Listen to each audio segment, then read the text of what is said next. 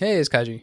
Welcome to the first episode of the Ironman account. It's just a simple Ironman account. No crazy restrictions or anything like that. Just no use of the GTL or trading with other players. Starting in Johto because it's the newest region added, and it has very early access to the breeder, which will be very useful in smashing out the story. This series will just be logging the progress of the account.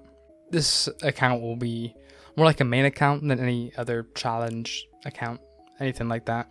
Especially just in the early game, we'll just be trying to get the regions done before we can get into the actual Iron Man aspect of the account, where we'll be doing things like farm our own dittos for egg hunts and things like that.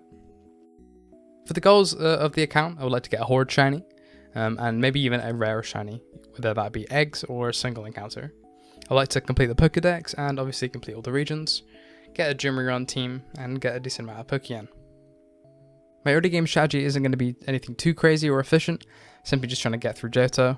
I'm not sure if I'll complete all of Johto in one go, or maybe hop around to other regions depending on how things go. Having early access to the breeder is definitely a plus of starting in Johto, and there's a few areas in Johto with some very good encounters for certain Pokemon that will make my life a lot easier. There is Abra, Smeargle, Espeon, things like that. We're going to be tracking the encounters on the account, as you can see by the encounter tracker in the top right. Don't expect to see any shinies until we've at least completed the first region, because I believe there is a shiny lock on new accounts until you've at least completed a region. So this is just for my own personal log. With a simple Google search, you can see that Team Rocket has put out their own PokeMMO Ironman episode and an official guide about the PokeMMO Ironman. Very interesting. So if you guys want to see any more Ironman content, I will link that in the description. As with our starter here, we're going to be choosing Totodile, my favourite out of the 3 Johto starters, though I do have a plan to get Syndico also, very soon. We're going to go ahead and name the starter ourselves. We're going to name it Sparkly. I think it's pretty fitting for Alligator, which we'll be getting later on. We're going to go ahead and get the first encounter of the account, which is a Sentret.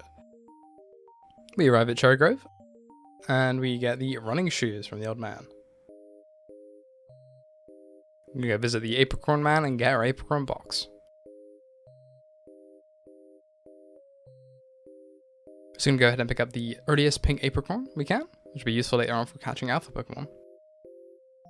And we just got a mystery egg. We're going to go ahead and speak to Professor Oak and get our Pokedex.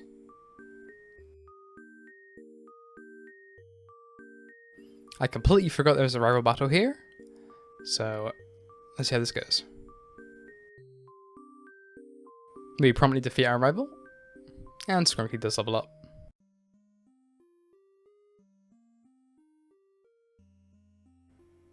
We just received Pokeballs from Lyra. The Nuzlocke has now started. That's a joke, we're not doing a Nuzlocke. Fuck that. We just caught our first Pokemon of the account. Let's take a look at the stats. It's a calm nature. Not the worst. IVs have seen better days, but it will do. We're going to go ahead and name this Junimo. We're going to go ahead and catch a Rattata, hoping it has guts. And it has Runaway. Unfortunate, but this could be used later on. And a pretty useful early game utility Pokemon, which we'll just name Runaway. We're going to go ahead and capture this Mareep, the sole reason we came down here, to Route 32. Mild nature, very strong for Mareep, soon to be an Ampharos. And the stats aren't bad at all. Definitely usable in storyline. This Mareep should single-handedly destroy Falkner if Skrunky has any issues at all. Think of it as a backup plan.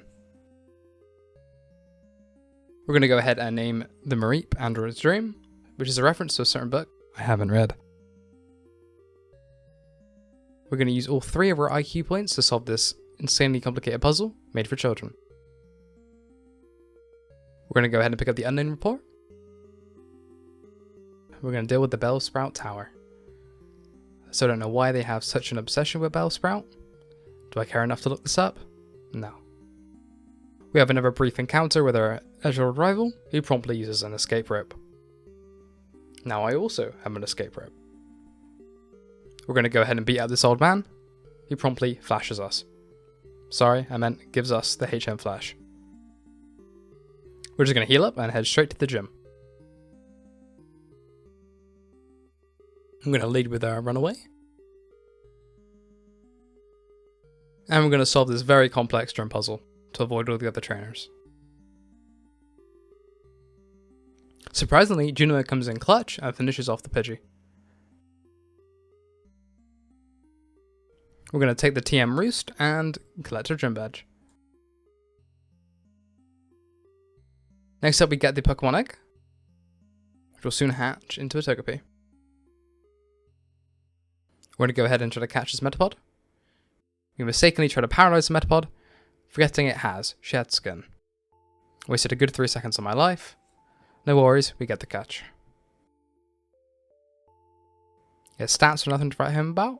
We'll probably box this for eternity. We're going to go ahead and catch this level 13 female Geodude, who does have magnitude. And sturdy. Perfect. Very nice nature, and pretty good stats. We're going to go ahead and take a name suggestion from the beautiful Ray. I'm going to name it Chiori, which I think is a Genshin reference, unfortunately. We're going to buy a bunch of lures in hopes to get a Cyndaquil encounter. Taking a break for Cyndaquil, we're going to go ahead and scare the living shit out of Kurt to make him run away. And would you look at that, Squinkly evolves. We drive Team Rocket away. Yeah, given a fastball by Kurt. We finally encounter Cyndaquil. This took way too goddamn long. I hope the stats are worth it.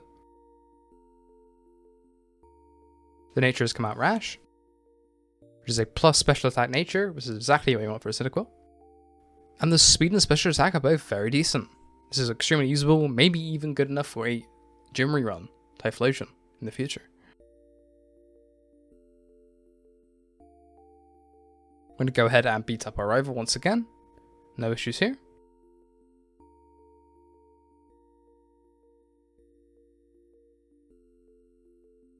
And our Cinder does evolve into Quilava. We're going to solve this very complicated puzzle once again. The Farfetch'd.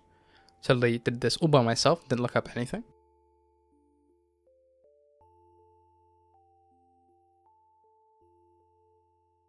We finish up beating up Bugsy. And we take the U-turn TM and the gym badge. We're going to pick up a random leaf stone here. And we've reached the breeder. Lyra apparently knows the old man. We've discovered gambling. We reached the first goal and reached a score of 999. We got a decent amount of coins, still not enough to buy anything good. The first Oddish we caught does not have Sweet Scent, unfortunately. Hopefully the second one does.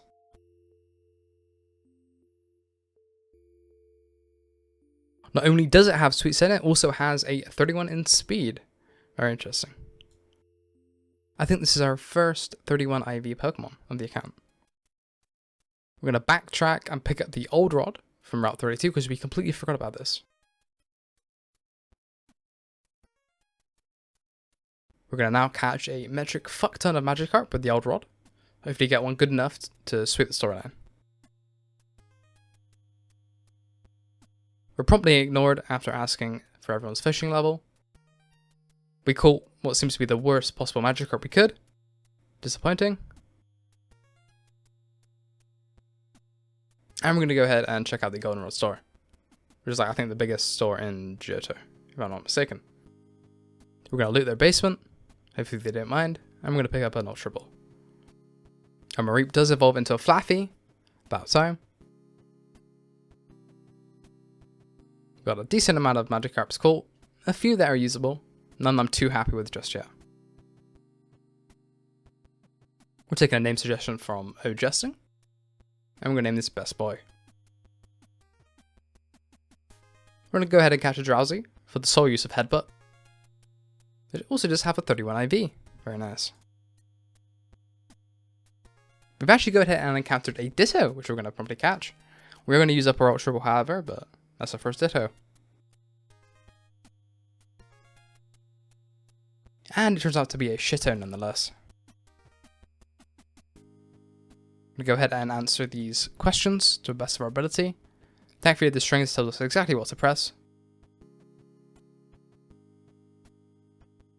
I'm going to go ahead and catch a Paris. Nothing too good here, but it does have access to Spore. We catch a Murkrow, one of my favourite flying type mons. And just our luck, there's an alpha right here in the cave we locked off at, which we can't access because we do not have Surf. Hope everyone enjoys their alpha that we can't get. I'm not frustrated in the slightest. We're going to pick up Mesicle, very useful early TM. And I'm going to start catching a few more Geodudes, hoping there will be an Everstone. We're not going to spend too long here, but an Everstone would be nice. We caught one that does have a hard stone. Not what we're looking for, but I guess we'll take it. We went to catch a Hera through headbutting these trees, but we settled on a Mankey because the Heracross was taking way too long.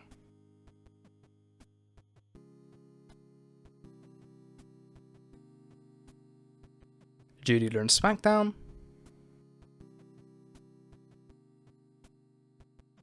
And we pick up a Soothbell. Quick look at our PC.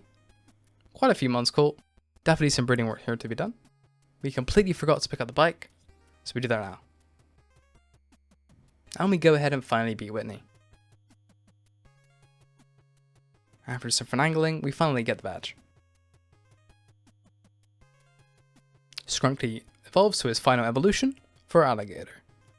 Very fitting of his name, Skrunkly. Here's a quick look at our PC after episode 1. Pretty good amount of mons here. Definitely a good amount to work with. Though I would like to start some breeding next episode.